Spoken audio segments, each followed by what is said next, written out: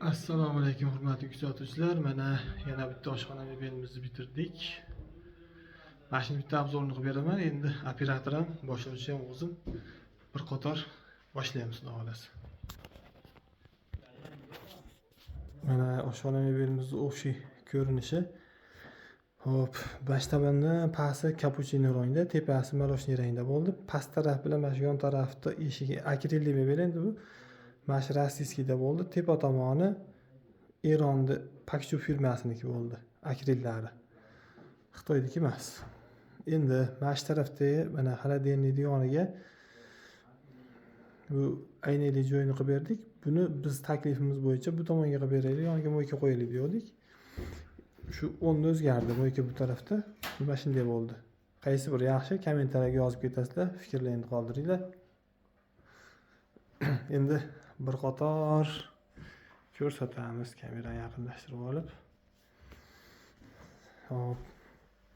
Stolishniца rossiyskiy pirlatib o'ryapti, turgancha o'chirib turamiz svetini. Stolishniца rossiyskiy. Oldi akrilan rossiyskiy. Ruchkalarni o'rnidan qo'yib berdik. Qoshiqdondan kattasini qo'yib, tortmay ham 60 sm. Moykalarni qo'yib berdik. Moyka simstitillar qo'yildi. Simstitil faqat ustanovkasini biz qilmaymiz. Svetlar ustanovkasini qilib beraveramiz.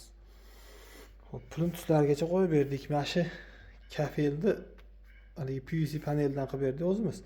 Orqa tarafda bunaqa eski kafel bor edi. Mana shunday tepa taraf polni kafel edi. Olddan yopishtirib yubordik. Buni ham izohda qoldiringlar, qani mijozlar fikr qanaqa? PVC panel qilgan yaxshimi, kafel qilgan yaxshimi? Vitishkasini o'zlari olib berishdi. Mana shuni 750 ming so'mga olishibdi. Ichi 2 motorli, 2 motorli, 1 motorli bo'ladi. Bu 2 motorli ekan. Shu 2 motorli vitishkani ham bitta ko'rsatib beraman endi. Qanaqa bo'ladi, qanday bo'ladi mijozlar uchun. Hozir 1 minut.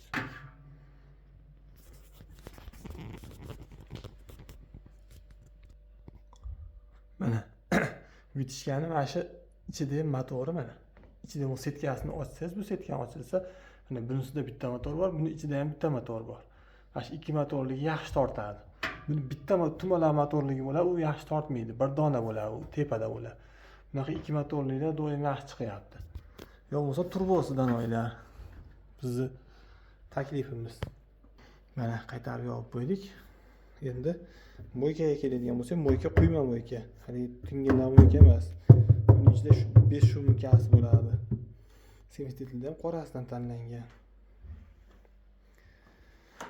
Hop, tepa tarafda mana shu yerda sushilkasi bor. Sushilkasini qo'yib berdik. Keyin orqadan gaz turbasi o'tgan ekan. Shuni o'rnidan teshib turib, orqa tarafiga laminat qo'yib to'sib berdik. Mashina har doimgi davchi mexanizmda tepasi mana baget qo'sh qo'yib berganmiz. Keyin ichkarisini hozir bitta ko'rsataman. To'silib ketibdi. Shpilka bilan ilganmiz. Haligi mayda samarezlarda ilinmaydi, doim shpilka ilinadi. Gaz xolodilnikni mana ura berdik. Tepasida 4-5 sm joy qoladi. Doimiy narsa bu. Mana ichi katta, 2 polka qilib berdik. Videomizga bittadan like tayyorlaysizlar. Buyurtmalar bo'lsa aytaverasizlar, xudo xolasa qilib beramiz. Narxiga kelishdan oldin bittadan like tayyorlaymiz. Bu ishimiz ham Farg'ona viloyati Oltiariq tumanida bo'ldi. Bu mebelimizni pagonli metrini 2 600 mingdan qilib beramiz. Buyurtmalar bo'lsa aytaverasizlar.